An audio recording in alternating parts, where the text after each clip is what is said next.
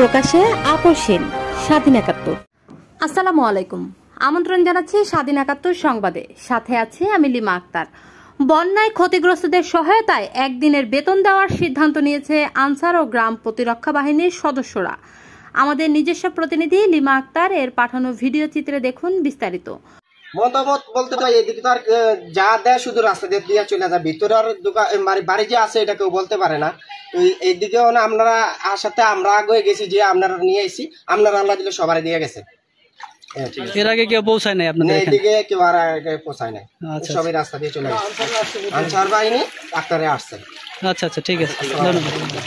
বন্যায় ক্ষতিগ্রস্তদের সার্বিক সহযোগিতা করার লক্ষ্যে তাদের একদিনের বেতনের সমপরিমাণ অর্থ, যা দাঁড়ায় প্রায় ২,৯০,৮০,০০০ টাকা, প্রধান উপদেষ্টার হাতে তুলে দেওয়ার সিদ্ধান্ত নিয়েছে আনসার বাহিনীর সদস্যরা।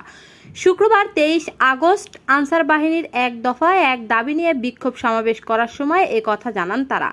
সাধারণ আনসার বাহিনীর সদস্যরা তখন আরও বলেন, তাদের দাবি একটাই, তারা জাতীয়করণ চায়। তাদের দাবি না মানা পর্যন্ত তারা এ আন্দোলন বন্ধ করবেন না। প্রয়োজনে তারা সারা বাংলাদেশে কর্মবিরতি ঘোষণা করবেন।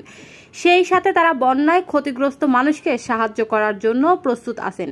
এ সময় সাধারণ আনসার বাহিনীর সদস্যরা আরও জানান যে তাদের অনেক সহকর্মী বন্যার্থীদের উদ্ধার করার কাজ চালিয়ে যাচ্ছেন।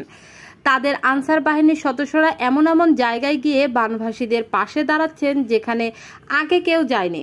আজ শনিবার ২৪/৮/২০২৪ ভোলায় আনসারদের জাতীয়করণ দাবি নিয়ে এক প্রেসের সামনে কথা বলার সময় ভোলা জেলার কমান্ডার ABM ফরহাদ স্যার বলেন, এই বন্যায় তারা যেমন তাদের দাবি নিয়ে রাজপথে নেমেছে, ঠিক তেমনি কিন্তু তারা বন্যার্থীদের মানুষের সহযোগিতাও করছে।